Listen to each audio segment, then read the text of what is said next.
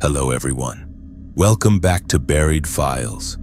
Tonight we return with another spine-chilling collection of maritime nightmares that have been concealed beneath the waves of secrecy for far too long. In this episode, we will navigate through the treacherous waters of 8 deeply disturbing cruise ship horror stories that will forever change how you view ocean voyages. These accounts have been gathered from survivors who experienced terror on the high seas, where escape is impossible and help is hundreds of miles away. Each story represents the darkest side of what should be luxurious getaways, revealing sinister encounters that occurred in the confined corridors and isolated cabins of massive floating cities. From mysterious cabin intrusions to supernatural crew members, from reality-bending deck discoveries to medical experiments conducted in international waters, these tales expose the horrifying truth that some passengers never truly disembark. The testimonies you will hear tonight have been meticulously verified through passenger manifests, crew reports, and maritime incident databases, though certain identifying details have been modified to protect those who lived through these harrowing ordeals. If you are new here, make sure to subscribe to Buried Files for daily true horror content that will keep you questioning every shadow. Hit that notification bell so you never miss when the darkness surfaces from the depths. I had been looking forward to this cruise for months. After 18 years of marriage that ended in a messy divorce, I finally had the freedom to do something entirely for myself. I booked a 7-night Caribbean cruise on the Celestial Horizon, choosing an interior cabin to keep costs down. What I saved on the room I planned to spend on shore excursions and maybe some much-needed retail therapy. My name is Madison Torres. I am 38 years old and I live in Phoenix, Arizona. I work as a paralegal at a family law firm, so I see the aftermath of broken relationships every day. This cruise was supposed to be my celebration of independence, my chance to rediscover who I was without someone else defining me. The first 2 days went exactly as I had hoped. I attended the fitness classes, tried my hand at the rock climbing wall, and even signed up for salsa lessons. I ate at different restaurants each night, savoring the freedom to choose whatever I wanted without having to consider someone else's preferences. I felt lighter than I had in years, as if the weight of my failed marriage was finally lifting from my shoulders. I made casual conversation with other passengers, but mostly enjoyed the solitude.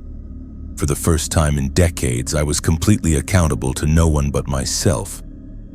My cabin was on deck 6 midship, which meant it was relatively quiet despite being an interior room. The cabin steward, a friendly young man from the Philippines named Rico, had been attentive without being intrusive. He cleaned the room each morning while I was at breakfast and left the traditional towel animals that made me smile. The cabin itself was compact but efficiently designed, with a small sitting area, a queen bed, and a bathroom that made airplane lavatories seem spacious. Most importantly, it had a deadbolt and a security chain. Standard features that I had never given much thought to until this trip. The first sign that something was wrong came on the 3rd night. I had returned to my cabin around 11:30 after spending the evening at the piano bar, listening to a talented musician play everything from Billy Joel to Elton John. I had enjoyed 2 glasses of wine, just enough to make me feel relaxed but not impaired. I used my key card to enter the cabin, engaged the deadbolt and security chain as I always did, and began my nightly routine. I washed my face, brushed my teeth, and changed into my pajamas. The cabin felt secure and comfortable, my private sanctuary floating in the middle of the Caribbean Sea. I fell asleep easily, lulled by the gentle motion of the ship and the distant sound of the ocean. But sometime in the early morning hours, I woke with a distinct feeling that something was different. The room felt colder than usual, and there was a strange quality to the air, as if someone had recently been there. I reached for the bedside lamp and clicked it on, squinting in the sudden brightness. That was when I saw it. My cabin door was standing open about 6 inches, the security chain hanging loose, swaying slightly with the ship's movement. My heart began racing as I tried to process what I was seeing. I knew with absolute certainty that I had secured that door before going to bed. I had checked it twice, a habit developed from years of living alone. I sat up in bed listening intently for any sound that might indicate someone was still in the cabin or nearby. The hallway beyond the open door was dimly lit by emergency lighting, and I could see no movement. But as I looked toward the floor, my blood turned to ice. There were wet footprints leading from the doorway to the side of my bed, dark impressions on the pale carpet that had not been there when I went to sleep. I forced myself to get out of bed and examine the footprints more closely. They were large, definitely from a man's shoe, and they appeared to be from someone who had been walking in water or some other liquid. The prints started at the threshold and led directly to where I had been sleeping, then back toward the door.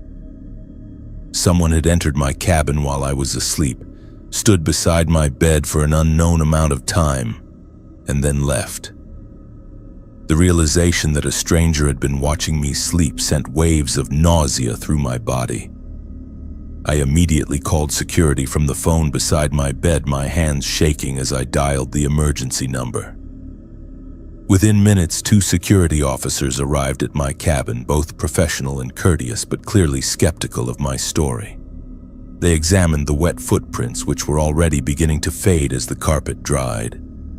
They checked the door mechanism and found no signs of forced entry. When I insisted that I had secured the deadbolt and chain, they suggested that perhaps I had forgotten in my tired state, or that the ship's movement had somehow caused the mechanisms to disengage. The head of security, a woman named Officer Martinez, assured me that they would review the hallway cameras for the time period in question. She also offered to move me to a different cabin if it would help me feel more secure. I declined the room change, partly out of stubbornness and partly because I did not want to let fear dictate my actions. Officer Martinez promised to have extra patrols in my corridor for the remainder of the cruise and gave me her direct number to call if anything else unusual occurred. The next morning, Officer Martinez contacted me with the results of their investigation. The hallway cameras had malfunctioned between midnight and 4 a.m., showing only static during the exact time window when the intrusion would have occurred. She found this suspicious but admitted there was no concrete evidence of foul play. The wet footprints had completely disappeared by morning, leaving no physical proof of what I had experienced. Rico, my cabin steward, swore that he had not entered the room during the night and seemed genuinely concerned about my experience. I tried to put the incident behind me and enjoy the rest of my vacation, but I found myself constantly looking over my shoulder and checking and rechecking my door locks. I spent the 4th day exploring the ship's library and attending a cooking demonstration, activities that kept me busy and around other people. That evening, I joined a group of solo travelers for dinner, grateful for the company and conversation. I returned to my cabin around 10 p.m., deliberately earlier than the previous night, hoping that an earlier bedtime might prevent another incident. Once again, I secured the door carefully, testing both the deadbolt and chain multiple times.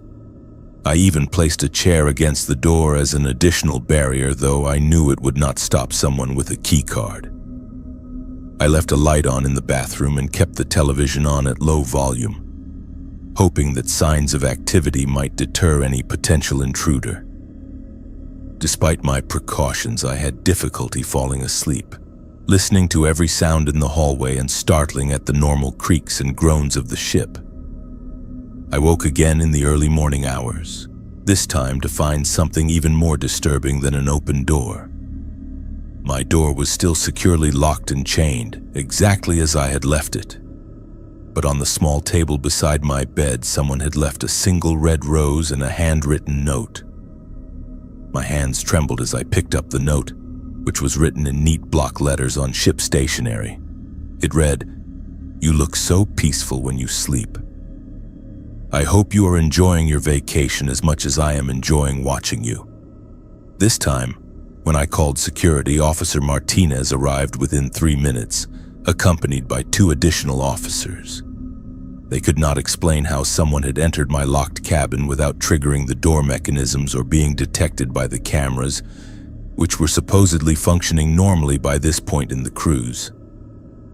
The rose was a common variety available in the ship's gift shops, and the stationery was standard in every cabin. There were no fingerprints on either item other than my own. The investigation expanded to include interviews with crew members who had access to master key cards and passengers who had been seen in my corridor. Rico was questioned extensively but maintained his innocence, and his alibi checked out through security logs and witness statements. The officers reviewed the passenger manifest for anyone with a history of stalking or similar offenses, but found nothing that raised immediate red flags. Officer Martinez admitted that they were dealing with someone who understood the ship's security systems and had found a way to circumvent them. For the remaining 3 nights of the cruise, I was moved to a cabin directly across from the security office, and Officer Martinez personally ensured that someone was monitoring my corridor at all times. I also began sleeping with a chair wedged under the door handle and my phone ready to dial security at the first sign of trouble. The incident stopped after the room change, but I never felt truly safe for the remainder of the voyage. On the final morning, as I was packing to disembark, Rico knocked on my door to deliver my final towel animal and retrieve his tip. As he was leaving, he turned back and said something that chilled me to the bone. He mentioned that the passenger in my original cabin had been asking about me, wanting to know which excursions I had booked and what my plans were for the final day. When I asked him to describe this passenger, Rico described a middle-aged man with dark hair who claimed to be my friend from back home. I had not spoken to any middle-aged men during the entire cruise and certainly had not mentioned my personal information to anyone who fit that description. Rico realized his mistake immediately and apologized profusely, explaining that the man had seemed so confident and knowledgeable about me that Rico had assumed we were acquainted. He promised to report this information to security immediately. The final revelation came as I was leaving the ship. Officer Martinez pulled me aside to inform me that they had identified a crew member who had been dismissed from his previous position for inappropriate behavior toward female passengers. He had somehow managed to obtain employment on the Celestial Horizon using falsified references and had been working in the housekeeping department with access to master key cards. However, by the time they discovered his identity, he had already disembarked at the previous port and disappeared. As I finally stepped off that ship and onto solid ground, I realized that my celebration of independence had become something entirely different. I had learned that even in the middle of the ocean, surrounded by thousands of people, you could still be completely vulnerable to someone with malicious intentions. The experience had taught me to trust my instincts and never dismiss signs of danger, no matter how impossible they might seem. To this day, I still check my hotel room doors multiple times when I travel, and I never sleep without ensuring that every possible entry point is secured. The memory of those wet footprints and that handwritten note serves as a constant reminder that predators can find you anywhere, even in places where you should feel safe and protected. My name is Patricia Nguyen, and I live in Houston, Texas, where I work as a pediatric nurse at Texas Children's Hospital. The reason I am sharing this story is not because I expect anyone to believe it, but because I need to document what happened to my family during what was supposed to be a celebration of my grandmother's 80th birthday. Our extended family had planned this cruise for over a year, booking 14 cabins on the oceanic grandeur to accommodate everyone from my elderly aunts to my youngest cousin's newborn baby. It was meant to be a once-in-a-lifetime gathering. a chance for 3 generations to create memories together on a beautiful ship sailing through the Eastern Caribbean. The planning had been extensive and expensive. My Aunt Linda, who organized family events with military precision, had spent months coordinating everyone's schedules and ensuring that all the cabins were located on the same deck so we could easily visit each other. She had requested Deck 7 specifically because it was high enough to have good ocean views but low enough to avoid excessive elevator waits with elderly family members. When we received our cabin assignment 6 weeks before departure, everything seemed perfect. The family was distributed across cabins 7A through 7N, a neat row that would make it easy for my grandmother to visit everyone without having to navigate the complexities of a massive cruise ship. The first sign that something was wrong came when we were checking in at the terminal in Fort Lauderdale. My Aunt Linda had arrived early, as was her habit, and was going through the cabin assignments with the guest services representative to ensure everything was correct. She had brought along the ship's deck plan that she had downloaded from the cruise line's website, and she was marking off each cabin location as the representative confirmed the reservations. That was when the representative, a young woman named Jessica, paused and looked confused. According to Jessica's computer system, there was no cabin 7B listed on Deck 7. In fact, the cabin numbers on that deck went directly from 7A to 7C, with no 7B in between. Linda insisted that she had specifically requested and been assigned cabin 7B for my elderly Aunt Rose, who needed to be close to the elevator but away from high traffic areas. Jessica pulled up the ship's official deck plan on her computer, and indeed there was no 7B shown on the diagram. The cabins were numbered sequentially, but 7B simply did not exist according to the ship's records. Linda was understandably frustrated and demanded to speak with a supervisor. The supervisor, a man named Robert with 20 years of cruise industry experience, reviewed the situation and confirmed that there had been some sort of administrative error. According to him, Cabin 7B had never existed on the Oceanic Grandeur, and he could not explain how Linda had been able to book a non-existent cabin. He assured her that they would resolve the situation by upgrading Aunt Rose to a comparable cabin on a different deck at no additional charge. But Linda was not satisfied with this explanation. She had the original confirmation email on her phone, clearly showing the booking for Cabin 7B, along with the deck plan she had downloaded months earlier that definitely included 7B between 7A and 7C. Robert examined the email and admitted that it appeared legitimate, complete with the cruise line's official formatting and confirmation numbers. However, he maintained that their current system showed no record of such a cabin ever existing, and suggested that perhaps there had been a website error or outdated information that had since been corrected. The rest of the family arrived at the terminal while this discussion was ongoing, and soon everyone was involved in trying to solve the mystery of the missing cabin. My cousin David, who works in information technology, examined the deck plan on his laptop and confirmed that online resources now showed no Cabin 7B. However, my Aunt Rose distinctly remembered seeing 7B on the deck plan when she had reviewed the family's cabin assignments just 2 weeks earlier.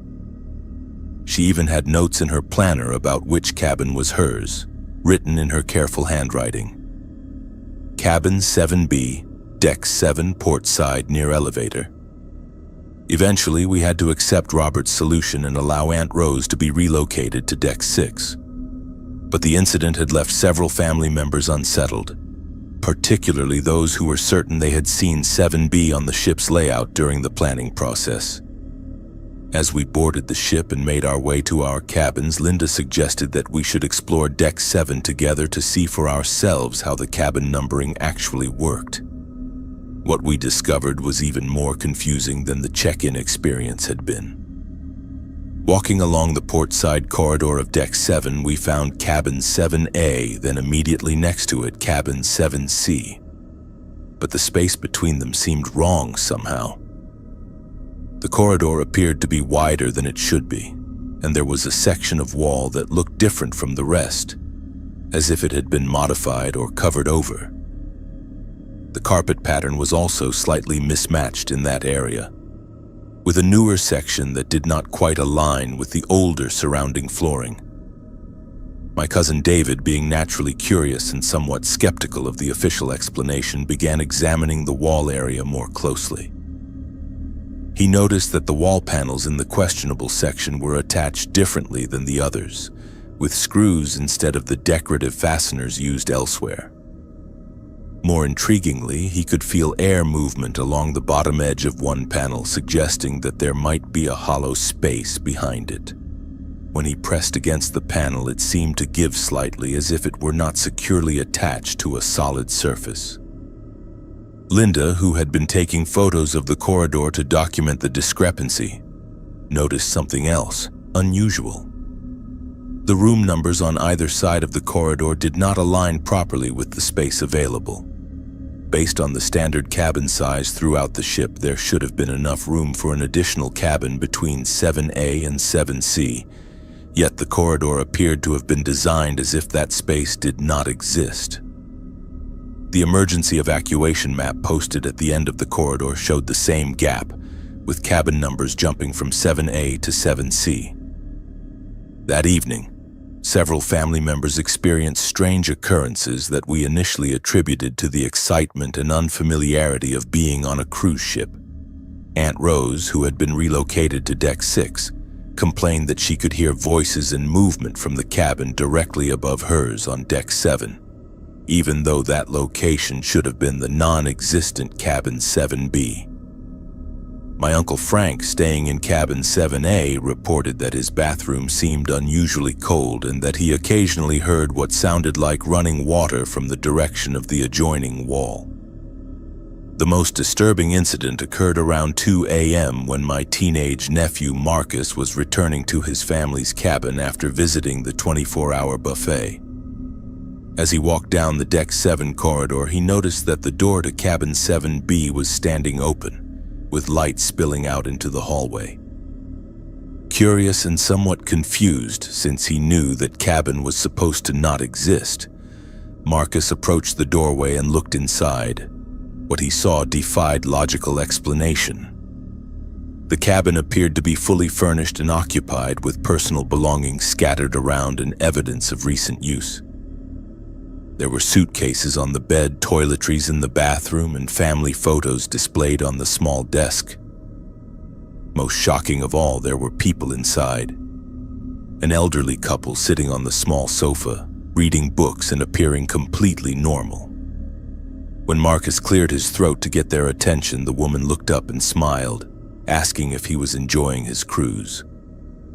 Startled and confused, Marcus mumbled a response and quickly backed away from the doorway. But as he turned to leave, he heard the woman mention that they were celebrating their 50th wedding anniversary, and that this was their third cruise on the oceanic grandeur. Marcus practically ran back to his family's cabin, but when he tried to explain what he had seen, the adults dismissed it as a case of mistaken location, or perhaps a crew cabin that he had misidentified. The next morning, Marcus insisted on showing his father the mysterious cabin, but when they returned to the corridor, there was no door where 7B should have been. The wall appeared solid and unbroken, exactly as it had when we first explored the area. Marcus was certain about what he had seen, but the physical evidence contradicted his account. His father suggested that perhaps the dim corridor lighting and unfamiliar surroundings had created an optical illusion, or that Marcus had been more tired than he realized after his late-night snack adventure. But Marcus was not the only family member to experience something unusual in that area of the ship. Over the next several days, different relatives reported strange encounters while walking past the location where cabin 7B should have been. My Aunt Linda heard music playing from behind the wall, specifically big band music from the 1940s that seemed to be coming from a radio or record player. My cousin Sarah smelled pipe tobacco in the corridor, even though smoking was prohibited throughout the ship and none of our family members smoked. Most unsettling of all was my grandmother's experience on the fourth night of the cruise. She had been unable to sleep and decided to take a short walk in the corridor to help herself relax. As she approached the area between cabins 7A and 7C, she saw a woman about her own age standing in front of what appeared to be a cabin door. The woman was wearing a formal dress from several decades earlier and seemed to be waiting for someone to answer her knock. My grandmother, being naturally social and concerned about a fellow elderly passenger who might be lost or confused, approached the woman and asked if she needed assistance. The woman turned and smiled, explaining that she was waiting for her husband to finish getting ready for the formal dinner that evening. She mentioned that they always dressed up for the captain's dinner, even though it made them a bit late for the evening's activities. What disturbed my grandmother was not the conversation itself, but the gradual realization that the woman was describing events from decades in the past.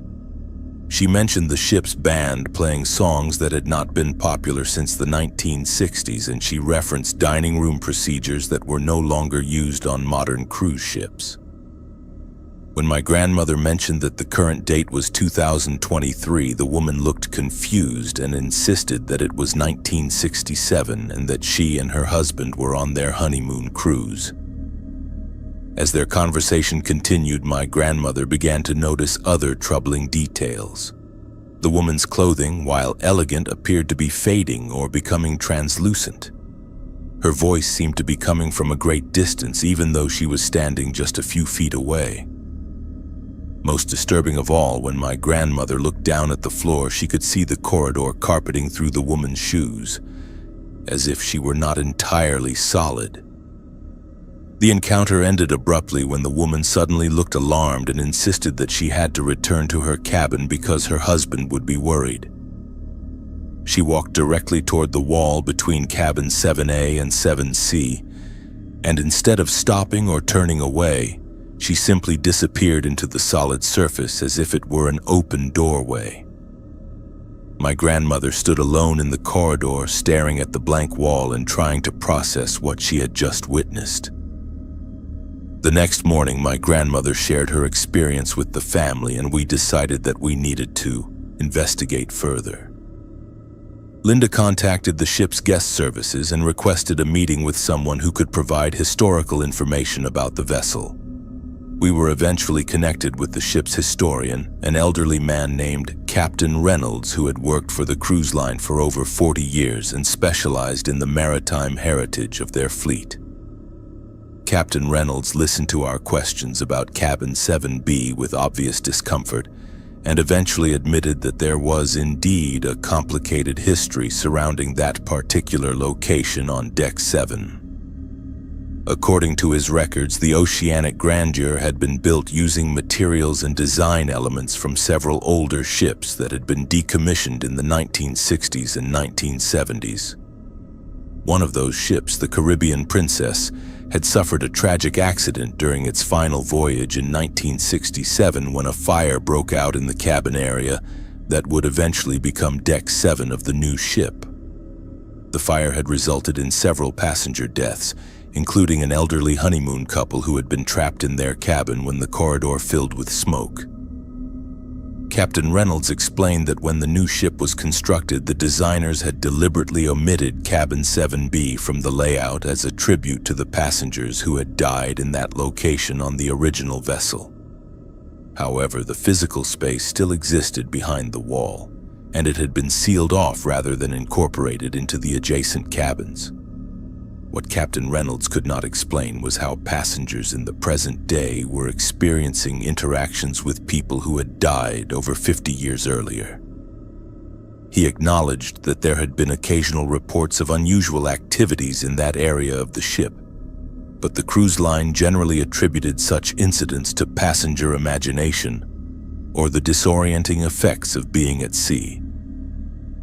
He assured us that the wall separating the corridor from the sealed space was solid, and that there was no way for anyone to access the area behind it.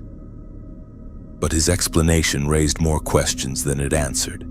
If Cabin 7B had been deliberately omitted from the ship's design, how had Linda been able to book it initially? Why did some family members have clear memories of seeing it on the deck plans? And most importantly, what were we actually experiencing when we encountered the people who seemed to be occupying that impossible space? We never found satisfactory answers to these questions, and the rest of our cruise was completed without further incident. However, several family members continued to report unusual dreams and experiences related to the missing cabin even after we returned home. My Aunt Rose mentioned that she sometimes woke up feeling as if she were still in Cabin 7B, surrounded by furnishings and belongings that were not her own.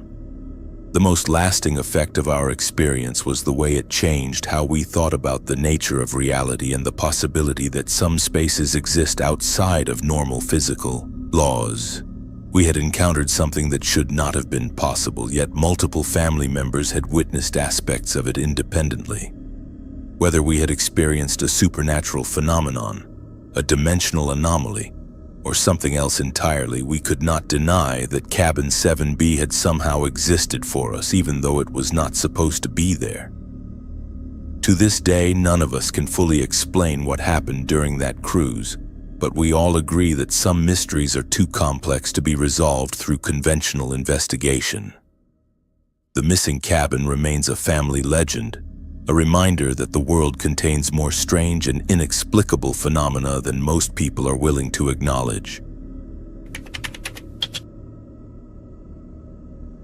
My name is Jake Morrison, and I have been working on cruise ships for the better part of 12 years. I grew up in Portland, Maine, in a family where the sea was not just our livelihood but our heritage. My father worked the lobster boats, my grandfather before him, and when I decided I wanted to see more of the world than the rocky coast of Maine, cruise ships seemed like the natural progression. I started as a junior engineer and worked my way up to senior maintenance technician, specializing in the massive diesel engines that power these floating cities across the oceans. The work is demanding, often thankless, and always takes place in the bowels of the ship where passengers never venture. While they dance and dine above, we ensure that the lights stay on, the air conditioning runs, and the massive propulsion systems keep turning. It is hot, noisy, and sometimes dangerous work, but I have always found satisfaction in keeping these mechanical marvels operational. The engine room of a modern cruise ship is a cathedral of steel and machinery, with engines the size of small buildings and systems so complex that it takes years to fully understand them all. I joined the crew of the Royal Majesty in February of 2023, signing on for a 6-month contract that would take us through the Caribbean, Mediterranean, and Northern European routes. The ship was relatively new, launched just 3 years earlier, with state-of-the-art engines and computerized systems that made the older vessels I had worked on seem primitive by comparison. The engineering crew consisted of 8 men from various countries, and we worked in rotating shifts to ensure 24-hour coverage of the critical systems. The night shift was my preference, running from midnight to 8 a.m. During these hours, the ship settled into a different rhythm. The passengers were asleep, the entertainment venues were closed, and the crew areas took on an almost peaceful quality despite the constant thrum of the engines. It was during these quiet hours that I could focus on preventive maintenance, system diagnostics, and the detailed inspections that kept everything running smoothly. I had been working nights for so many years that I had become naturally nocturnal, sleeping during the day while the ship buzzed with activity above. It was during my 3rd week aboard the Royal Majesty that I first encountered the man who would change everything. I was conducting routine checks on engine number 2 when I heard someone approaching from behind. Turning around, I saw a fellow crew member I had not met before, wearing the same blue coveralls that all engine room personnel wore. He was older, perhaps in his 60s, with weathered skin and hands that showed the calluses and scars of decades spent working with machinery. He introduced himself as Thomas Erickson and explained that he was filling in for one of the regular crew members who had taken ill. His accent suggested Northern European origins, possibly Norwegian or Danish, and he spoke with the quiet confidence of someone who had spent his entire career in engine rooms. What struck me most was his knowledge of the ship's systems, which seemed far more comprehensive than what a temporary replacement worker should possess. He knew the location of every valve, the specifications of every pump, and the operating procedures for systems that were unique to this particular vessel. Thomas worked alongside me for the remainder of that shift, and I found his company both helpful and oddly comforting. He had stories from decades of maritime service, tales of storms weathered and mechanical crises averted through skill and determination. There was something about his presence that made the vast, lonely engine room feel less isolated. When our shift ended at 8 a.m., he mentioned that he would be working nights for the foreseeable future and looked forward to our continued collaboration. Over the following weeks, Thomas became my regular night shift partner, though I never saw him during shift changes or crew meetings. When I asked the chief engineer about our new temporary crew member, he seemed confused and insisted that no additional personnel had been assigned to the night shift. When I described Thomas in detail, the chief engineer checked the crew roster and assured me that no one matching that description was employed on the ship. I found this response puzzling, but assumed there had been some administrative oversight or miscommunication. Thomas continued to appear each night, always arriving after I had begun my shift and leaving before the day crew took over. His knowledge of the ship's systems proved invaluable on several occasions.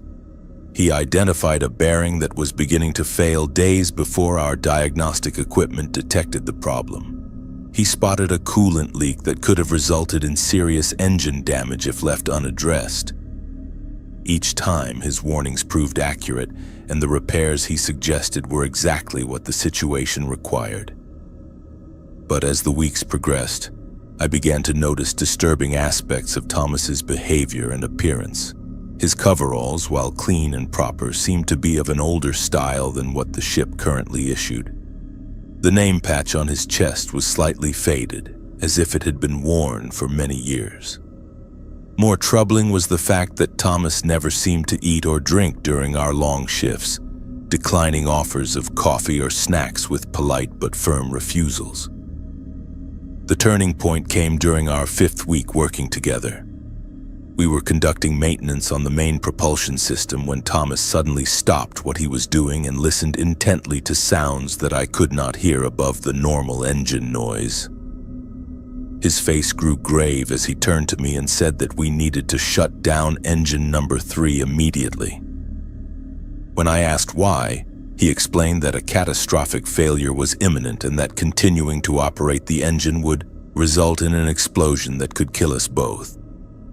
I had no reason to doubt Thomas given his previous accuracy, but shutting down a main engine during normal operations required authorization from the bridge and would cause significant disruption to the ship's schedule.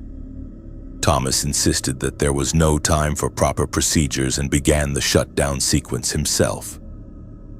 Within minutes of the engine going offline, alarms began sounding throughout the engine room. A critical component had indeed failed, and if the engine had continued operating, the resulting damage could have been catastrophic. The incident was investigated thoroughly by both the ship's officers and representatives from the cruise line. The failed component showed signs of metal fatigue that our routine inspections had not detected, and the investigators concluded that the shutdown had prevented a disaster that could have endangered the entire ship. When I explained that Thomas had identified the problem, the investigators wanted to interview him immediately. But despite searching the entire ship, Thomas was nowhere to be found. The chief engineer pulled me aside and explained something that made my blood run cold. According to the ship's records, there had been no temporary crew member assigned to the night shift. More disturbing was the discovery that a senior engineer named Thomas Erickson had indeed worked on cruise ships for over 30 years. but he had died in an engine room accident aboard another vessel in this same fleet nearly 2 decades earlier. The description I provided matched perfectly with photographs from his personnel file.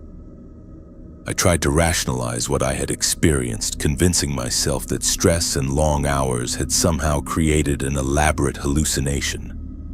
But the physical evidence was undeniable. The maintenance work that Thomas and I had performed together had been completed by someone with expert knowledge and skill. Tools had been moved, systems had been adjusted, and repairs had been made that I could not have accomplished alone in the time available. Thomas continued to appear during my night shifts, but our interactions took on a different quality after I learned the truth about his identity. He seemed aware that I knew who he really was, and his demeanor became more serious and urgent. He began sharing information about other potential problems with the ship's systems, predicting failures and maintenance issues with the same uncanny accuracy he had always displayed. But his assistance came with an increasingly disturbing price. Thomas began asking me to perform tasks that had nothing to do with routine maintenance. He wanted me to adjust settings on critical systems, to bypass safety protocols, and to make modifications that could affect the ship's navigation and stability. When I refused or questioned these requests, Thomas would become agitated and insistent, explaining that these changes were necessary to prevent disasters that only he could foresee. The situation reached a crisis point during my 8th week aboard the Royal Majesty. Thomas appeared more solid and real than ever before, but his requests had become demands that bordered on threats. He insisted that I shut down the ship's main electrical grid for exactly 17 minutes while he made adjustments to systems I was not authorized to access. When I refused, Thomas grabbed my arm with surprising strength and insisted that hundreds of lives depended on my cooperation. For the first time since our initial meeting, I felt genuine fear in Thomas's presence. The helpful, knowledgeable engineer had been replaced by something desperate and potentially dangerous. I realized that whatever Thomas had become in the years since his death, he was no longer entirely benevolent.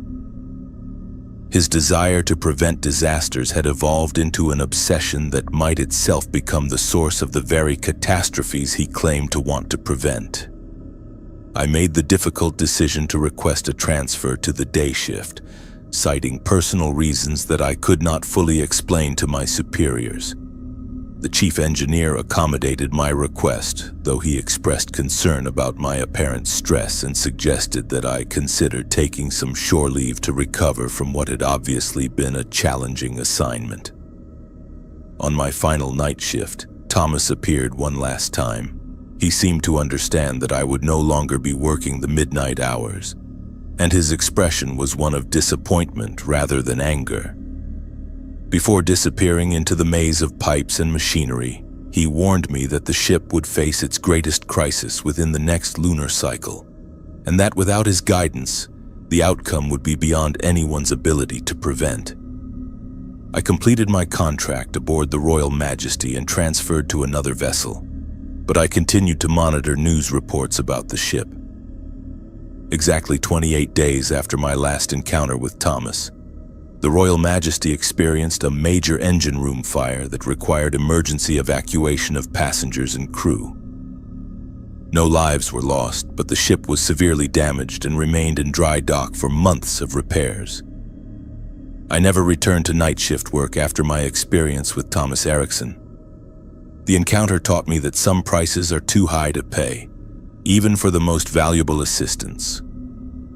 The dead, I learned, do not always rest peacefully, and their unfinished business can become a burden for the living that grows heavier with each passing day. My name is Trevor Williams, and I work as a financial advisor in Nashville, Tennessee.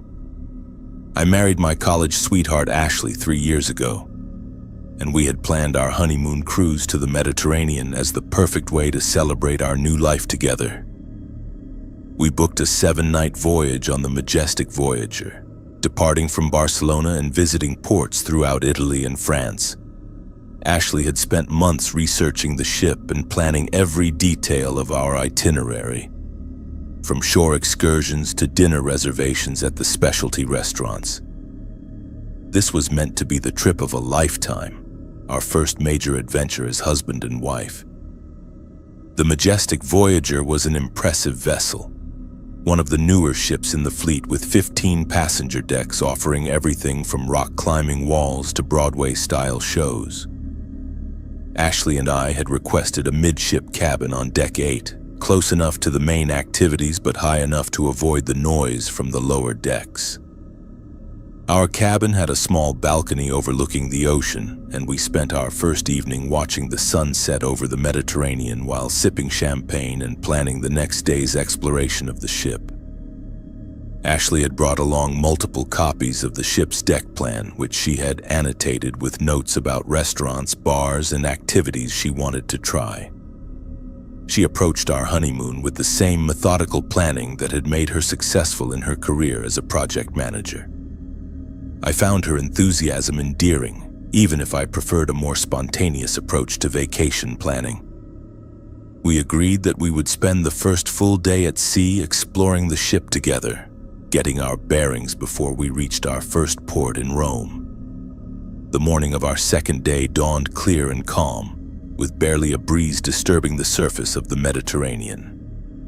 After breakfast, Ashley pulled out her deck plans and suggested that we start at the top of the ship and work our way down, systematically visiting each deck to get a complete picture of what the majestic Voyager had to offer.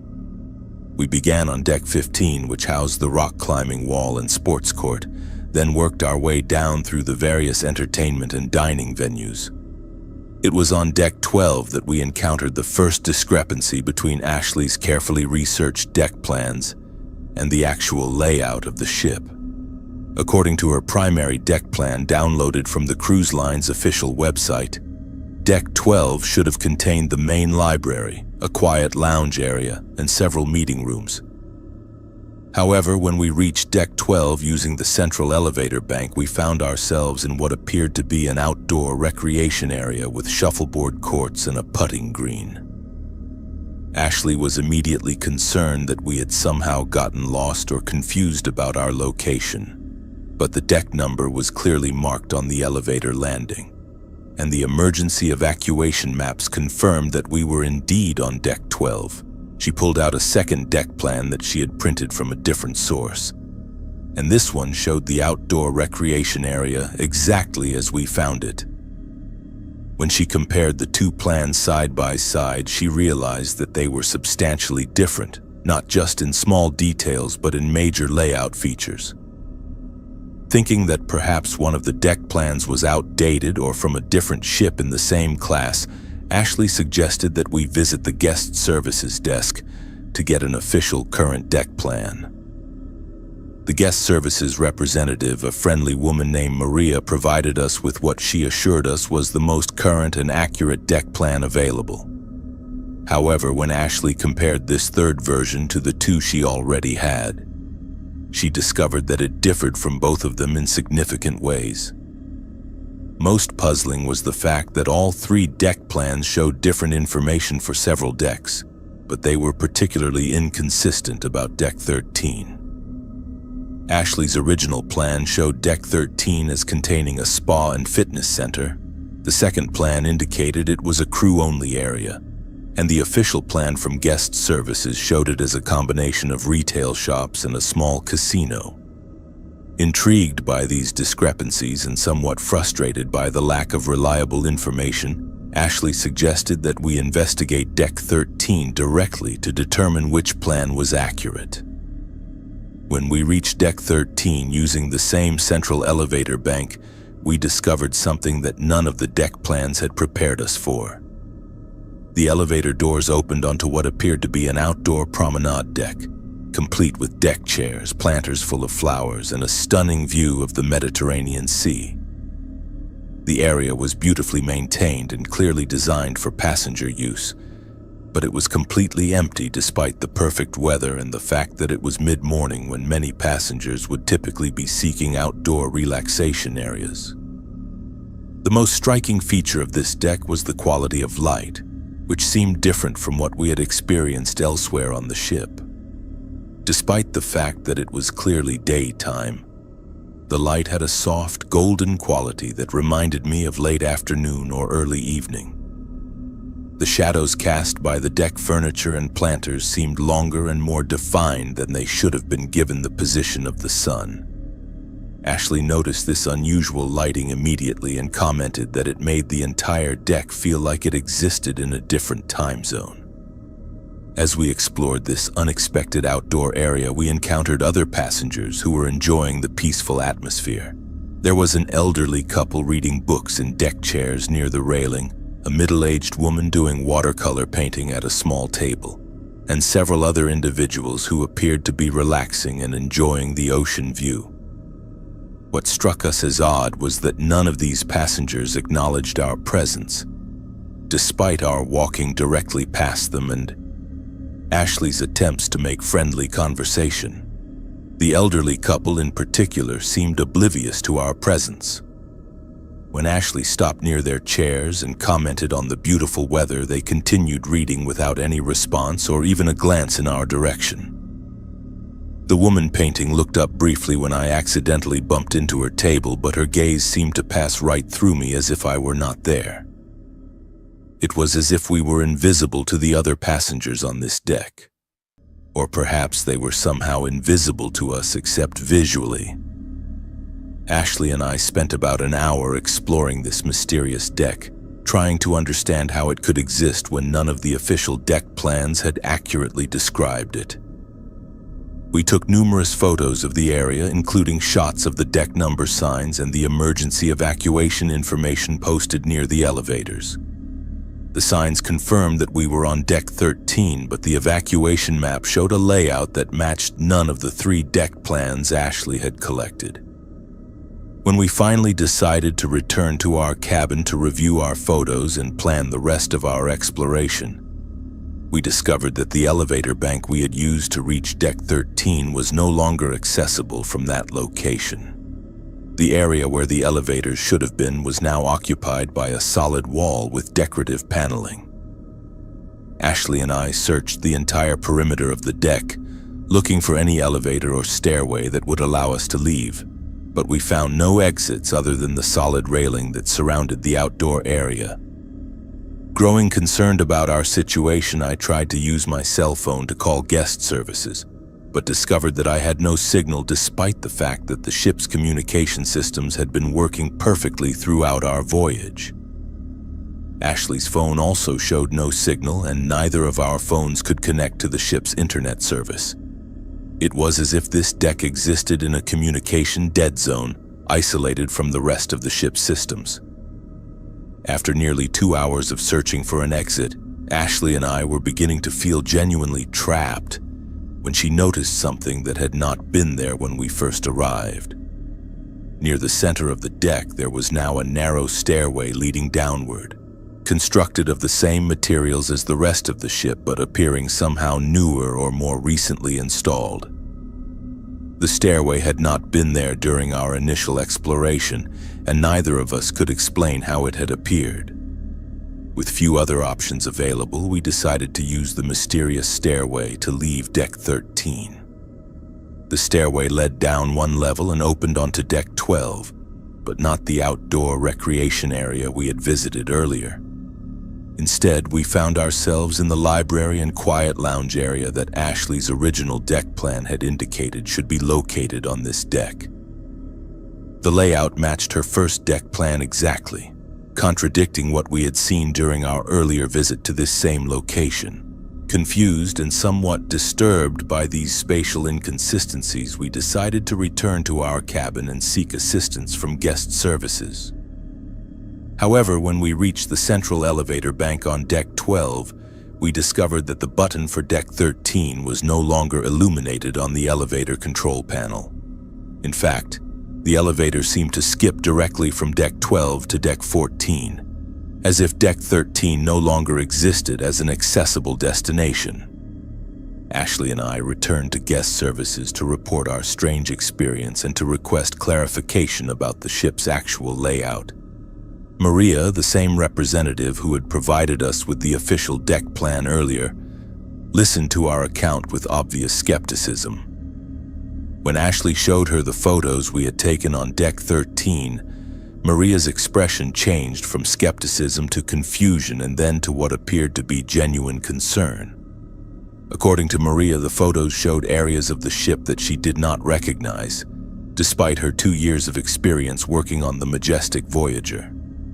She consulted with her supervisor and then returned to inform us that Deck 13 was indeed a restricted crew area that was not accessible to passengers. She could not explain how we had gained access to the area or how we had managed to photograph locations that did not match any of the ship's official layouts. The supervisor, a man named Captain Rodriguez, reviewed our photos and admitted that they showed areas that were not part of the ship's current configuration. He suggested that perhaps we had somehow accessed a section of the ship that was under renovation or had been modified since the most recent deck plans were created. However, he could not explain the discrepancies between the multiple deck plans Ashley had collected or the spatial impossibilities we had experienced. Captain Rodriguez promised to investigate our report and to ensure that any unsecured areas of the ship were properly restricted to prevent other passengers from experiencing similar confusion. He also offered to provide us with a guided tour of the ship's public areas to help us navigate more effectively for the remainder of our cruise. We accepted his offer, but the guided tour only revealed more inconsistencies between the ship's actual layout and the various deck plans that were supposed to represent it accurately. For the remainder of our honeymoon cruise, Ashley and I found ourselves constantly questioning what we were seeing and experiencing. Deck layouts seemed to change depending on how we accessed them, and areas that should have been familiar became strange and unfamiliar when approached from different directions. We began to suspect that the majestic Voyager was not a single, consistent physical space, but rather a collection of overlapping realities that shifted based on unknown factors. The most disturbing realization came on our final night aboard the ship. Ashley was reviewing all the photos from our voyage when she noticed that the pictures we had taken on the mysterious Deck 13 showed not just the areas we remembered visiting, but also the other passengers we had encountered there. However, in every photo, those passengers appeared translucent and ethereal, as if they were not entirely present in the same physical space we had occupied. When we returned home to Nashville and shared our experience with friends and family, most people suggested that we had simply been confused by the complex layout of a large cruise ship. However, Ashley's methodical documentation of our experience, including the multiple conflicting deck plans and the photographs that showed impossible spaces, convinced us that we had encountered something beyond normal spatial reality. To this day, we cannot fully explain what happened during our exploration of the majestic Voyager. We had intended to celebrate our new marriage with a relaxing cruise through the Mediterranean. But instead, we discovered that some ships contain spaces that exist outside the normal rules of architecture and physics. The experience brought us closer together as we learned to trust our shared perceptions even when they contradicted conventional logic. But it also left us with questions about the nature of reality that we may never be able to answer. My name is Carmen Rodriguez, and I work as a maritime historian at the University of New Mexico in Albuquerque. I have spent the last 15 years researching the history of passenger ships, particularly focusing on vessels that met tragic ends during the golden age of ocean travel. My fascination with maritime disasters began during my graduate studies when I wrote my thesis on the engineering failures that led to several notable shipwrecks in the early 20th century. This expertise made me the perfect candidate for what I thought would be a relaxing research cruise aboard the Atlantic Majesty, a modern vessel that I had discovered incorporated materials and design elements from several historic ships. The Atlantic Majesty was part of a fleet that prided itself on combining modern luxury with traditional maritime heritage. According to the cruise line's marketing materials, the ship had been constructed using salvaged materials from decommissioned ocean liners, including brass fixtures, wooden paneling, and even structural components from vessels that had served during the golden age of transatlantic travel. As a maritime historian, I found this concept fascinating and had booked the cruise specifically to study how these historic elements had been integrated into a contemporary vessel. I had spent months researching the provenance of the Atlantic Majesty's historic components, tracing their origins through maritime archives and shipyard records. What I discovered was both intriguing and disturbing. Many of the materials had come from the SS Britannica, a luxury liner that had sunk in 1934 during a violent storm in the North Atlantic. The Britannica had been attempting to maintain her schedule despite increasingly dangerous weather conditions when a series of mechanical failures led to her foundering with significant loss of life. The most troubling aspect of the Britannica disaster was the role played by her captain, a man named Edmund Blackwood, who had refused to alter course or reduce speed, despite repeated warnings from his officers about the deteriorating weather conditions.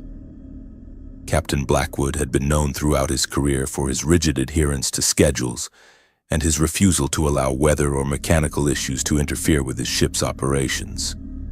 His inflexibility had ultimately cost him his life, along with those of nearly 300 passengers and crew members. During my first few days aboard the Atlantic Majesty, I spent considerable time examining the historic elements that had been incorporated into the ship's design. The main dining room featured ornate brass chandeliers that had originally hung in the Britannica's first-class restaurant, and the ship's library contained wooden bookcases and reading tables that had been salvaged from the same vessel. Most impressive was the bridge, which incorporated the original ship's wheel and compass housing from the Britannica, beautifully restored and integrated into the modern navigation systems.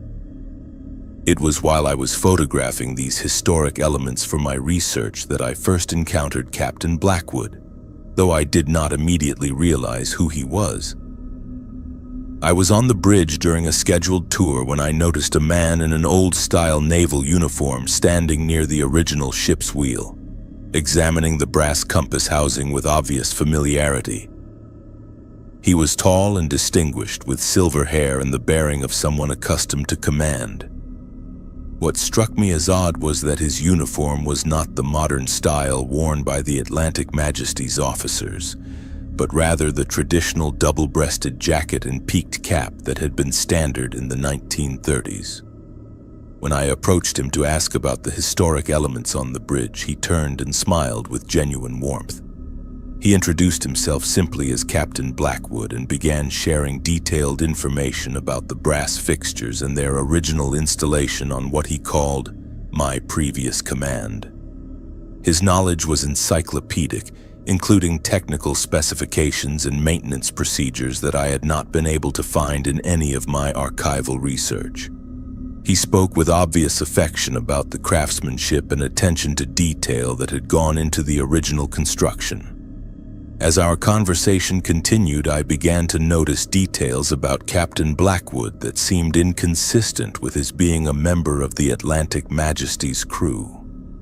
His uniform, while immaculate, appeared to be authentic vintage rather than a modern reproduction. More disturbing was his casual reference to events and people from the 1930s as if they were recent occurrences. He mentioned weather patterns and shipping routes that had not been used for decades, and he spoke about other ships and their captains using present tense as if they were still actively sailing. When I asked Captain Blackwood about his current role aboard the Atlantic Majesty, his response was evasive but troubling.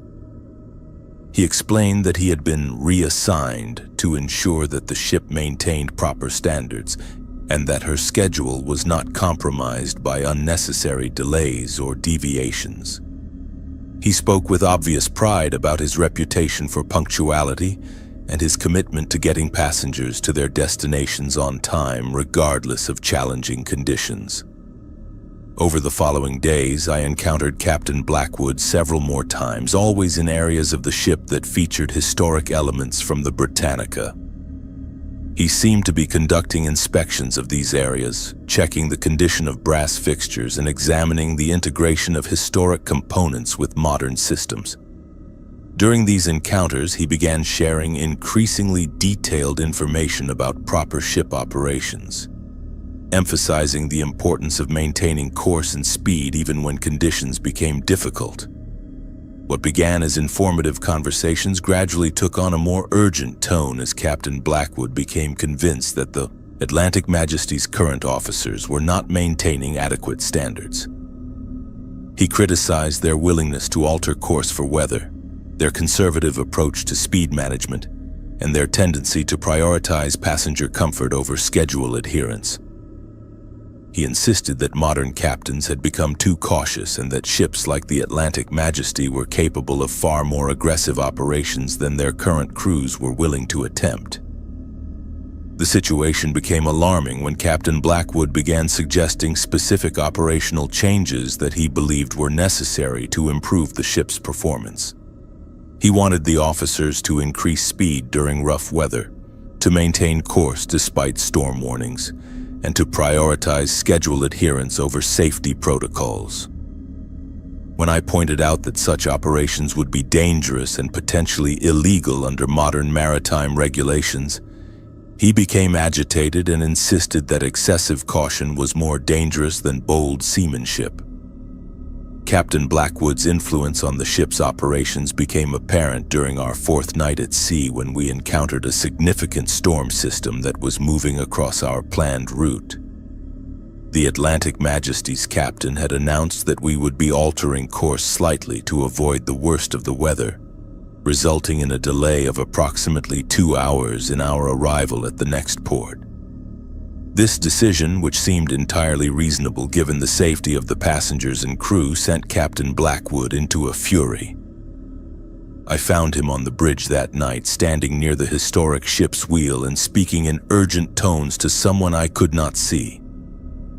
He was insisting that the course change was unnecessary and cowardly, and that a real captain would maintain his original route regardless of weather conditions. As I watched, the ship's wheel began to move on its own, turning slowly but steadily in the direction that would have taken us back to the original course and directly into the storm. The modern navigation systems immediately detected the course change and alerted the bridge officers, who quickly corrected the ship's heading and increased security around the bridge area. However, Captain Blackwood's attempts to influence the ship's operations continued throughout the night, with various historic elements of the bridge showing signs of unexplained activity. The brass compass housing spun wildly despite the modern electronic systems showing stable readings, and the historic brass telegraph repeatedly moved to full ahead, despite being disconnected from the ship's actual propulsion controls. The most terrifying incident occurred near dawn when Captain Blackwood appeared to gain more substantial influence over the ship's systems. The Atlantic Majesty suddenly increased speed and began turning toward the heart of the storm, despite the bridge officers' attempts to maintain the safer course.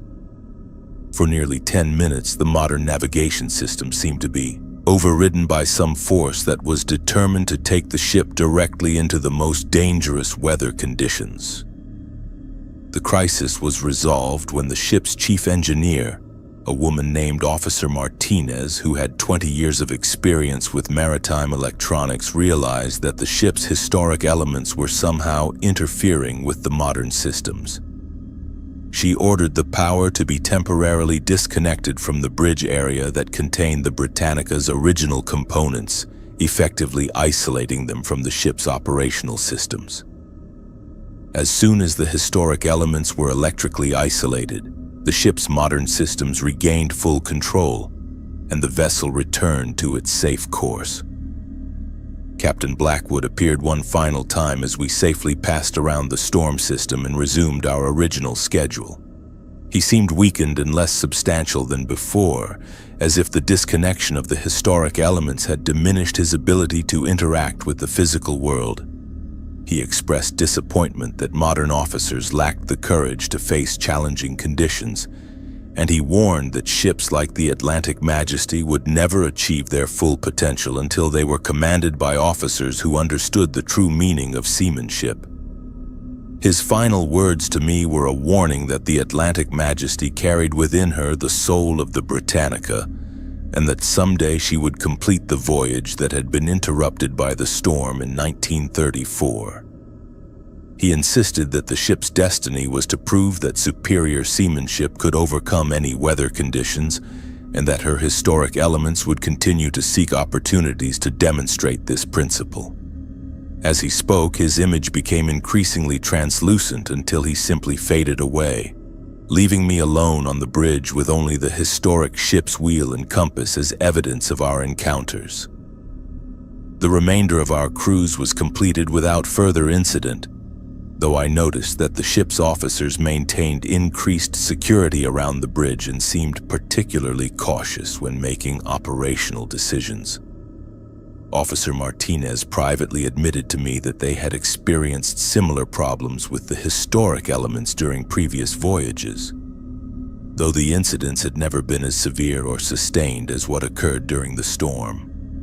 When I returned to my research at the University of New Mexico, I delved deeper into the history of Captain Edmund Blackwood and the final voyage of the SS Britannica. What I discovered confirmed my worst fears about the presence I had encountered aboard the Atlantic Majesty. Captain Blackwood had indeed been obsessed with maintaining schedules and proving the superiority of aggressive seamanship over cautious navigation. His refusal to acknowledge the limitations imposed by weather and mechanical systems had not only cost him his life, but had also condemned him to an eternal quest to complete the voyage that his arrogance had made impossible. The experience aboard the Atlantic Majesty taught me that some elements of maritime history carry more than just physical remnants of the past. When ships are built using materials from vessels that met tragic ends, they may also inherit the unfinished business and unfulfilled obsessions of those who died with them.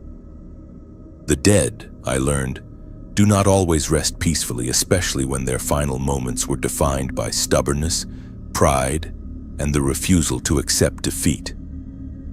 Today, I continue my research into maritime history, but I am much more cautious about the vessels I choose to study. The Atlantic Majesty remains in service, though I understand that the cruise line has since removed many of the historic elements from operational areas of the ship.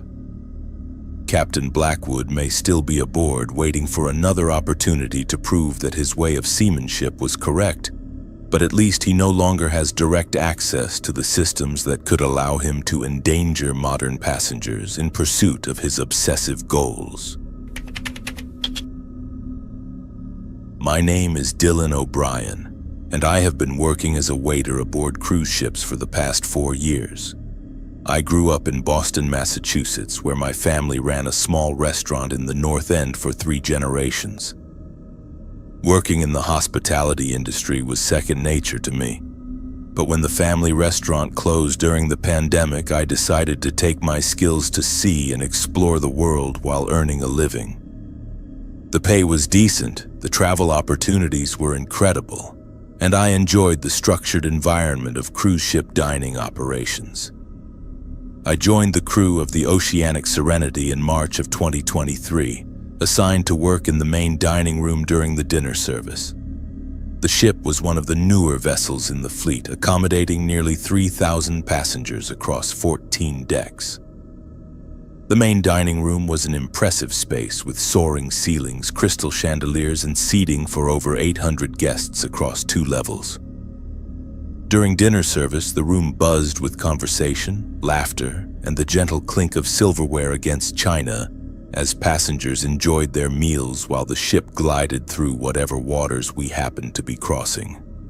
The dining room operated on a traditional cruise ship schedule, with 2 dinner seatings each evening at 6 p.m. and 8:30 p.m. I was assigned to the early seating, serving a section of approximately 30 tables in the starboard area of the main level.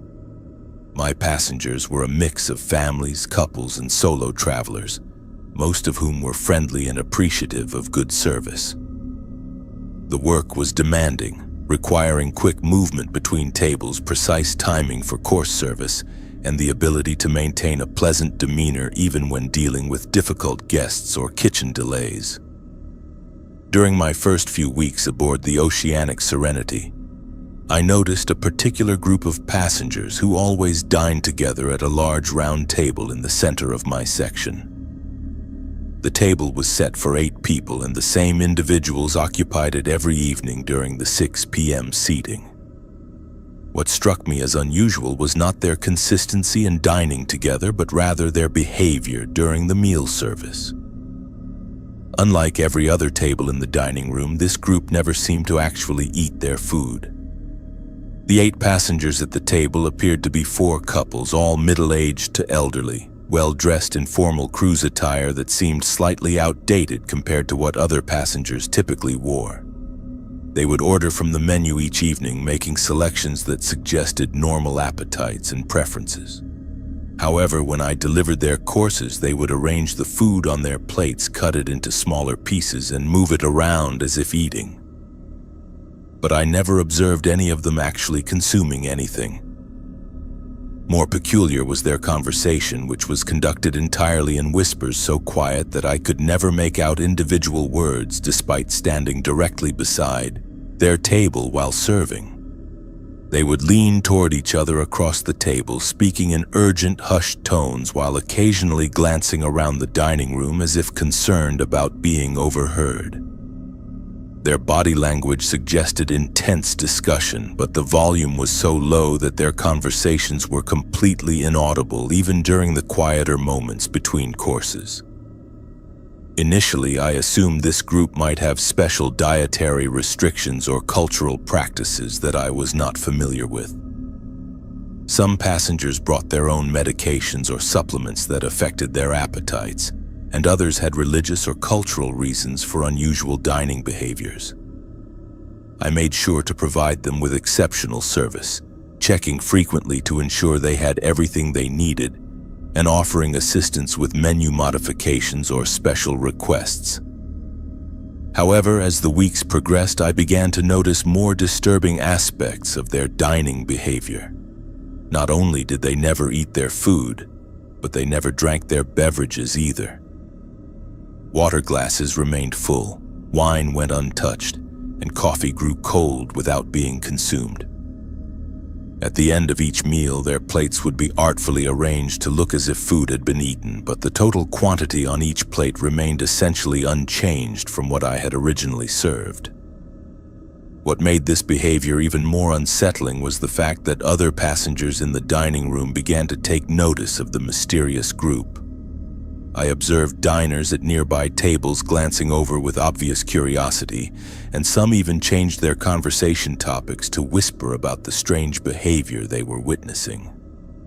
The group seemed oblivious to this attention, continuing their whispered conversations and elaborate food rearrangement ritual, without acknowledging that they had become a source of fascination for other guests.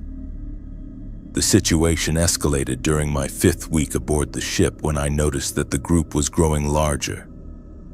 What had started as 8 passengers had somehow expanded to 10, then 12, and eventually 16 people crowded around what had originally been a table for 8. The additional guests appeared to be other passengers from the dining room who had quietly joined the group, abandoning their original tables to participate in whatever was happening at the center table. The new additions to the group immediately adopted the same behavior patterns as the original members. They stopped eating their food, began communicating only in whispers, and spent the entire meal period engaged in the same mysterious discussions. Most disturbing was the fact that these passengers seemed to lose their individual personalities once they joined the group, becoming indistinguishable from the original members in terms of their mannerisms and behavior. As more passengers joined the center table, the atmosphere in the entire dining room began to change. The normal sounds of conversation and laughter grew quieter, replaced by an unusual tension that made both guests and staff members uncomfortable. Other diners began finishing their meals more quickly and leaving the dining room earlier than usual, as if eager to escape the oppressive atmosphere that seemed to emanate from the growing group. The most alarming development came during my 7th week aboard the ship, when I realized that every passenger who joined the mysterious group was staring directly at me throughout the entire meal service. Regardless of where I was in the dining room or which table I was serving, I could feel their collective gaze following my movements. When I looked in their direction, all 16 pairs of eyes would be fixed on me with an intensity that made my skin crawl. Their staring was not casual or intermittent, but constant and unwavering. Even when I was serving tables on the opposite side of the dining room, I could sense their attention focused on me like a physical weight. The feeling was so oppressive that I began making excuses to leave the dining room during service, taking frequent breaks in the galley or finding reasons to assist other waiters in different sections of the ship. The situation reached a crisis point when I discovered that the group's influence was spreading beyond the main dining room. Passengers who had joined the mysterious table began appearing in other areas of the ship, always in small clusters, always engaged in the same whispered conversations. I encountered them in elevators, corridors, and public spaces, standing in small groups and watching me with the same intense, unwavering stare. Most terrifying was the realization that these passengers were no longer participating in any of the ship's normal activities. They did not attend shows, visit the casino, participate in deck activities, or go ashore at ports. Instead, they seemed to spend all their time either at the dining room table or standing in small groups throughout the ship, engaged in their endless whispered discussions while maintaining their constant surveillance of my activities. The breaking point came during a dinner service in my 8th week, when I approached the center table to take their orders and discovered that none of them would speak to me directly. Instead of providing their meal selections, they simply stared at me in complete silence while continuing their whispered conversations among themselves. When I asked specific individuals what they would like to order, they acted as if I were not there, looking through me as if I were invisible. Despite their refusal to place orders, the kitchen somehow received instructions to prepare meals for the entire group. When I asked the head waiter how the kitchen knew what to prepare, he looked confused and insisted that I had submitted the orders myself through the normal system. However, I had no memory of taking any orders from the group, and I certainly had not entered anything into the ordering system. The meals that arrived from the kitchen were unlike anything I had seen served in the dining room before. Instead of the standard cruise fare, the plates contained elaborate presentations of food that looked beautiful but somehow artificial, as if they were made from wax or plastic rather than actual ingredients. The colors were too vibrant, the textures too perfect, and the arrangements too artistic to be normal food. When I delivered these strange meals to the center table, the group members began their usual ritual of rearranging the food without eating it. However, this time their movements were perfectly synchronized, as if they were performing a carefully choreographed dance. Every cut, every movement of the fork, every gesture was executed in perfect unison by all 16 members of the group. As I watched this synchronized performance, I began to understand that what I was witnessing was not a meal at all, but some kind of ritual.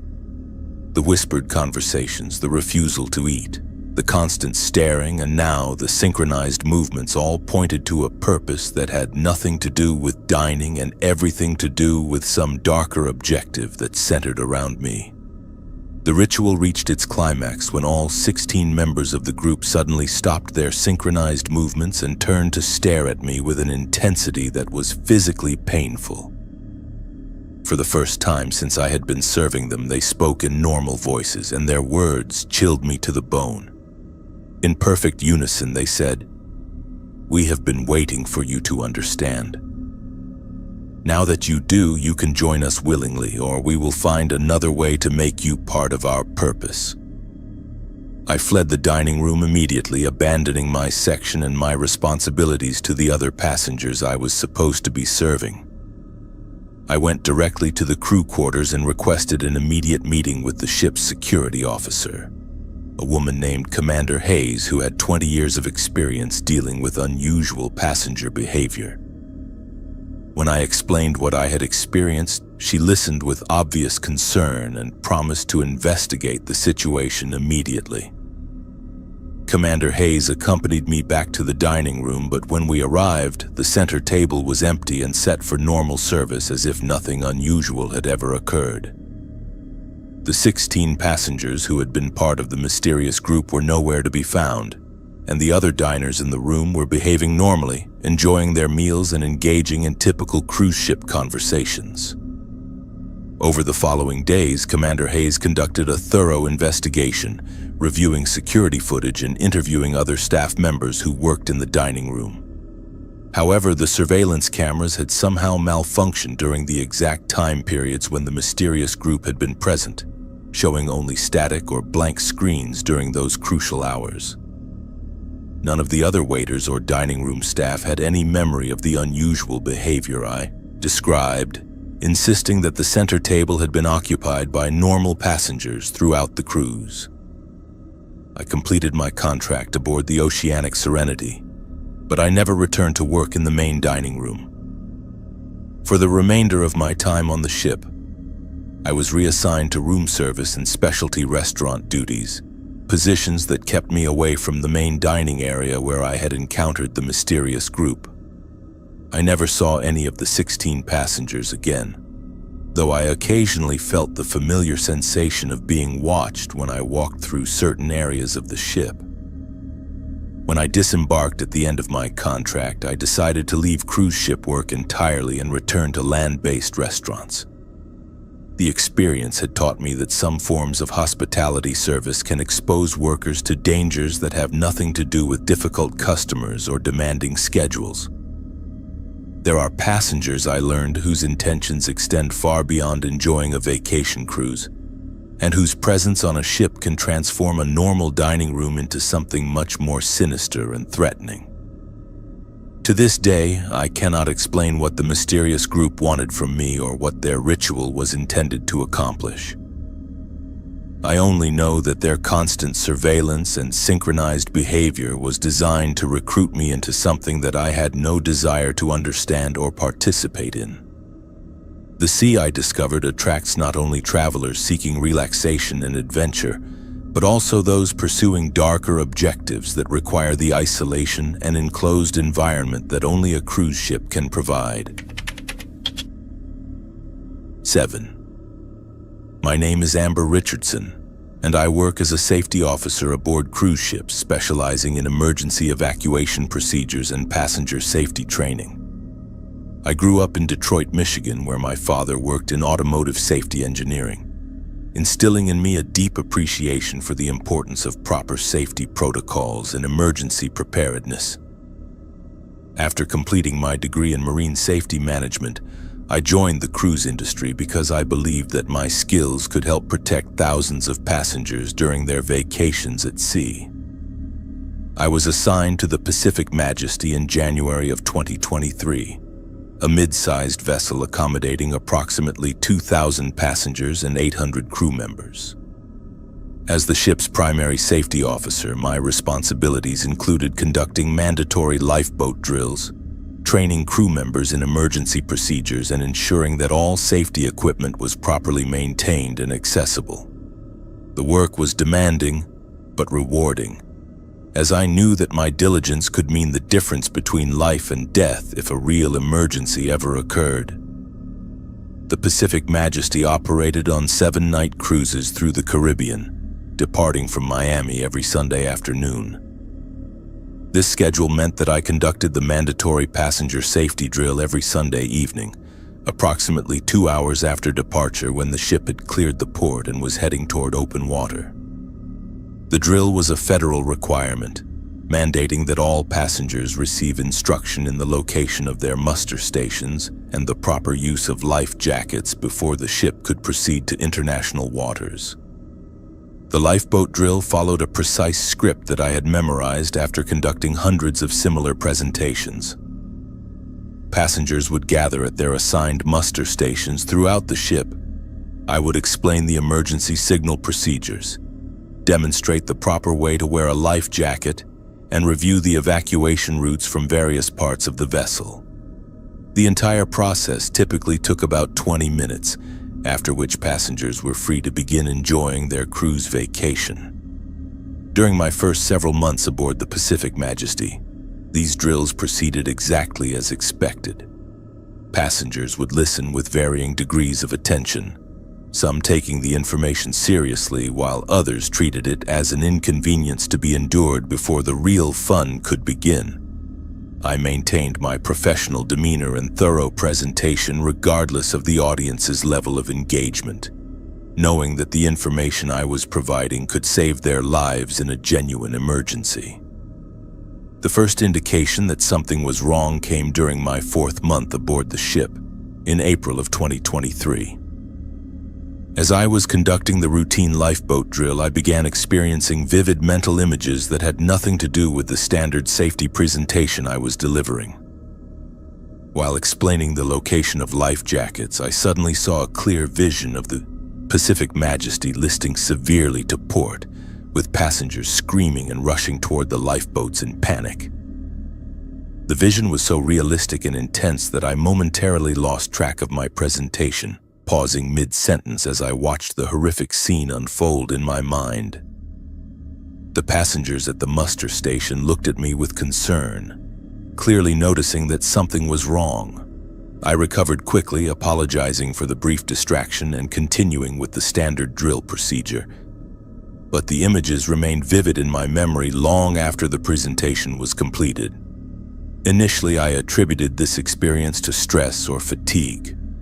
Working aboard a cruise ship involves long hours and irregular sleep schedules, and I assumed that my mind was simply processing the potential dangers that were always part of my professional awareness.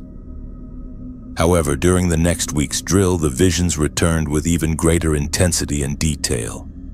This time I saw not just the general chaos of an emergency evacuation, but specific individuals among the passengers who were attending my current presentation. In my vision, I watched as Mrs. Henderson from Texas struggled to put on her life jacket correctly, exactly as she had struggled during the actual drill just minutes earlier. I saw Mr. and Mrs. Garcia from California helping an elderly gentleman reach his lifeboat, and I witnessed a group of college students from Florida who were initially making jokes about the drill but became terrified when the real emergency began. What made these visions particularly disturbing was their specificity and accuracy regarding details I should not have known. I saw passengers wearing clothing that I had not yet observed them in, and I witnessed interactions between people who had not yet met each other during the current cruise. The visions seemed to be showing me events that had not yet occurred but that felt absolutely certain to happen. As the weeks continued, my visions during the lifeboat drills became increasingly detailed and horrifying. I began to see not just the initial emergency and evacuation, but the tragic outcomes for specific passengers. I watched elderly passengers who could not move quickly enough being left behind as water rushed into lower decks. I saw families separated in the chaos, with children crying for parents who were trapped in different sections of the ship. Most heartbreaking of all, I witnessed passengers who died because they had not paid attention during my safety presentation and did not know how to properly use their emergency equipment. The emotional impact of these visions was devastating.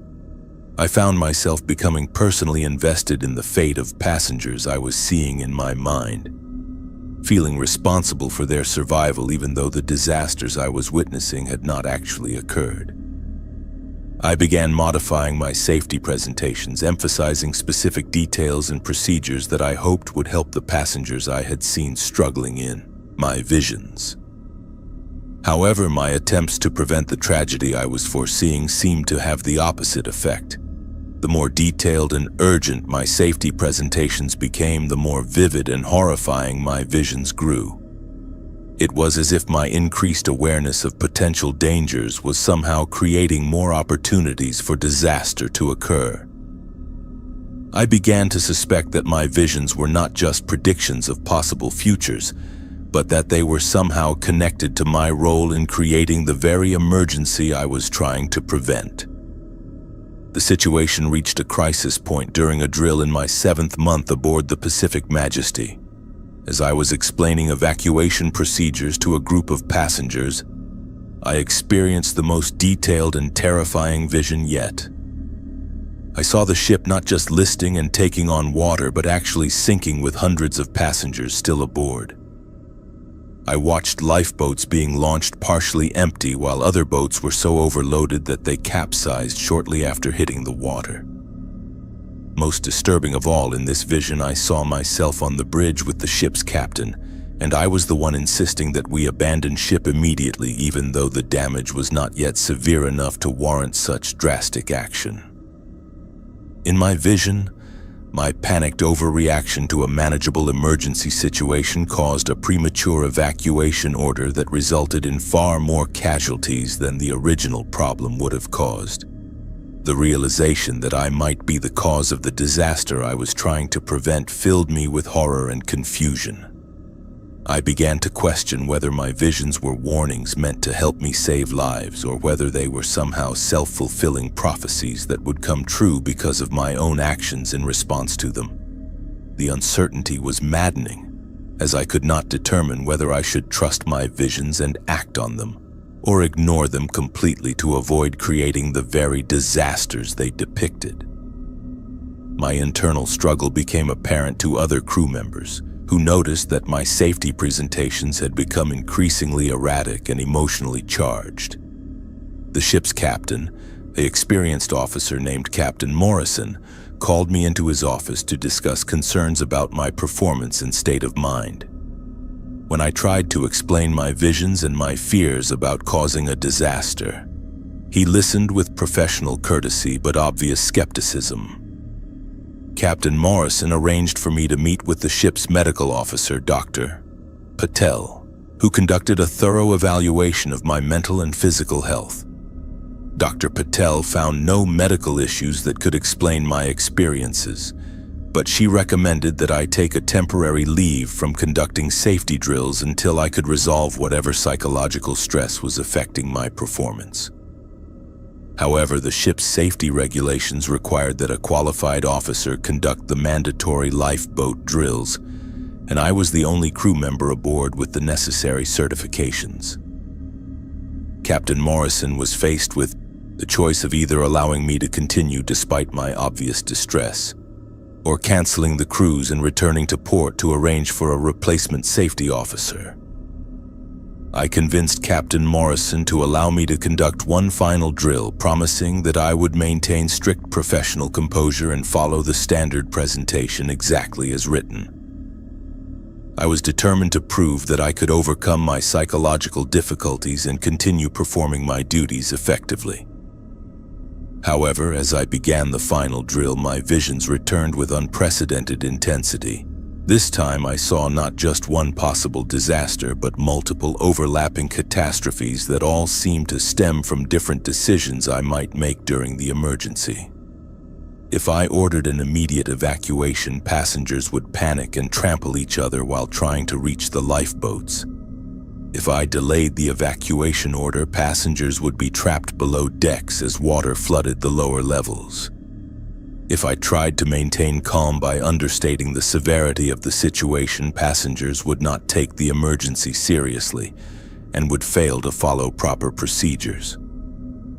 Every possible course of action I could envision led to tragic consequences, and I realized that the disaster was not dependent on any specific decision I made, but was somehow inevitable regardless of my choices. The visions were not showing me how to prevent a catastrophe, but rather demonstrating that my very presence and involvement in emergency procedures was itself the catalyst that would cause the tragedy to occur. In the middle of my final safety presentation, I made the most difficult decision of my professional career. I stopped the drill, announced that I was experiencing a medical emergency, and requested that passengers return to their cabins while I sought immediate assistance. I then went directly to Captain Morrison and submitted my resignation, effective immediately. I explained to Captain Morrison that I could not continue in my role because I had become convinced that my presence was somehow connected to a future disaster involving the Pacific Majesty. While I could not provide rational proof of this connection, I was certain that removing myself from the safety procedures was the only way to prevent the tragedy I had been envisioning. Captain Morrison accepted my resignation with obvious relief, as my increasingly erratic behavior had become a source of concern for the entire crew. I was transferred to a supply ship at the next port and returned to Miami, where I took an extended leave from cruise ship work to recover from what I can only describe as a form of occupational clairvoyance that had made it impossible for me to perform my duties. 6 months after I left the Pacific Majesty, I learned that the ship had indeed experienced a serious emergency during a routine cruise. A fire had broken out in one of the engine rooms, requiring a partial evacuation of passengers from lower decks. However, the emergency was handled smoothly and professionally by my replacement, with no injuries or casualties occurring. The successful management of this real emergency confirmed my belief that my visions had been accurate in predicting danger for the Pacific Majesty, but that my removal from the safety procedures had somehow prevented the catastrophic outcome I had been foreseeing. Whether my visions were supernatural premonitions or psychological manifestations of professional anxiety, acting on them by removing myself from the situation had apparently saved lives. I never returned to cruise ship safety work after my experience aboard the Pacific Majesty. The incident taught me that sometimes the most important safety decision is recognizing when your own presence has become a danger to others. While I had dedicated my career to protecting passengers from maritime disasters, I learned that there are forms of danger that cannot be prevented through proper procedures and equipment maintenance, but only through the difficult wisdom of knowing when to step aside and let others take responsibility for outcomes beyond your control. My name is Marcus Thompson, and I work as an insurance claims adjuster in Salt Lake City, Utah. I had never been on a cruise ship before my wife convinced me to celebrate our 10th wedding anniversary with a 7-night Caribbean voyage aboard the Royal Paradise. At 42 years old, I considered myself to be in decent health, though I had been dealing with chronic seasickness concerns that made me somewhat apprehensive about spending a week on the ocean. My wife Sarah assured me that modern cruise ships were equipped with advanced stabilization systems and comprehensive medical facilities to handle any health issues that might arise during our vacation. The Royal Paradise was an impressive vessel, one of the newest ships in the fleet, featuring state-of-the-art amenities and a medical center that the cruise line proudly advertised as being equivalent to a small hospital. The medical facility occupied an entire section of Deck 3, with examination rooms, a pharmacy, diagnostic equipment, and even a small surgical suite for emergency procedures. As someone who worked in the insurance industry, I was familiar with maritime medical protocols and was reassured by the apparent quality and scope of the ship's healthcare capabilities. Our cruise began smoothly with perfect weather and calm seas that alleviated my concerns about seasickness. Sarah and I enjoyed the first 2 days exploring the ship, attending shows and relaxing by the pool. However, on the third morning, I woke up feeling nauseous and dizzy, symptoms that I initially attributed to motion sickness despite the ship's smooth sailing conditions. Sarah suggested that I visit the medical center to get medication that would help me enjoy the rest of our anniversary cruise.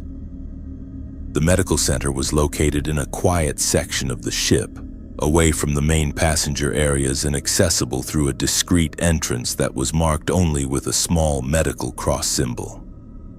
When I arrived at the reception desk, I was greeted by a nurse named Jennifer who was professional and courteous, taking down my information and symptoms with practiced efficiency. She explained that seasickness was a common complaint and that the ship's doctor would be able to provide medication that would resolve my discomfort quickly and effectively. Dr. Hamilton, the ship's chief medical officer, was a middle-aged man with an authoritative demeanor and impressive credentials displayed prominently on his office wall. He conducted a thorough examination, asking detailed questions about my medical history, current medications, and the specific nature of my symptoms. What struck me as unusual was his particular interest in aspects of my health that seemed unrelated to seasickness, including questions about my family's medical history, any previous surgeries, and whether I had ever participated in clinical trials or experimental treatments. After completing his examination, Dr. Hamilton explained that my symptoms were indeed consistent with motion sickness, but that he wanted to run some additional tests to rule out other potential causes. He mentioned that the ship's medical center was participating in a research study approved by maritime health authorities, and that passengers who consented to participate could receive enhanced medical care at no additional cost. The research, he explained, involved testing new medications and treatment protocols that could benefit future cruise passengers who experienced similar health issues. The consent forms Dr. Hamilton provided were extensive and filled with medical terminology that was difficult for me to understand completely. However, the basic premise seemed straightforward. I would receive free treatment for my seasickness in exchange for allowing the medical staff to monitor my response to the medication and collect data about its effectiveness. Dr. Hamilton assured me that the medications being tested were already approved for use and that the research simply involved comparing different dosages and administration methods. I signed the consent forms and was given what Dr. Hamilton described as an advanced anti-nausea medication that would be administered through an IV drip to ensure rapid absorption and maximum effectiveness. The treatment was to be conducted in a private room within the medical center, where I would be monitored for several hours to ensure that the medication was working properly and that I experienced no adverse reactions. The treatment room where I was taken was unlike anything I had expected to find on a cruise ship. It resembled a high-tech laboratory more than a typical medical facility, with sophisticated monitoring equipment, computer workstations, and medical devices that seemed far more advanced than what would be necessary for routine passenger health care. The walls were lined with charts and diagrams that appeared to be related to neurological and psychological research rather than maritime medicine. Nurse Jennifer started the IV drip and explained that the medication would take several hours to reach full effectiveness, during which time I would need to remain in the treatment room for observation. She provided me with reading material and assured me that I would be checked on regularly throughout the process. However, as the medication began to take effect, I noticed that it was causing side effects that seemed inconsistent with standard anti-nausea treatment. Instead of simply relieving my seasickness, the medication was causing significant changes in my perception and cognitive function. Colors appeared more vivid, sounds seemed amplified, and I began experiencing mild hallucinations that made it difficult to distinguish between reality and imagination. When I mentioned these effects to Nurse Jennifer during one of her check-ins, she assured me that they were normal temporary side effects that would subside as my body adjusted to the medication. As the hours passed, my altered state of consciousness deepened, and I began to suspect that whatever medication I was receiving was not a standard anti-nausea treatment. My thoughts became increasingly disorganized, and I found it difficult to maintain focus on simple tasks like reading or following conversations. Most disturbing was the realization that my memories of events from before the treatment were becoming unclear, as if the medication was affecting to access my own past experiences. During one period of relative clarity, I overheard a conversation between Dr. Hamilton and another medical staff member that revealed the true nature of what was happening to me. They were discussing dosages and monitoring protocols for what they referred to as experimental psychoactive compounds that were being tested on selected passengers without their informed consent. The research was not about seasickness medication at all, but rather involved testing the effects of mind-altering substances on unsuspecting subjects in the isolated environment of a cruise ship.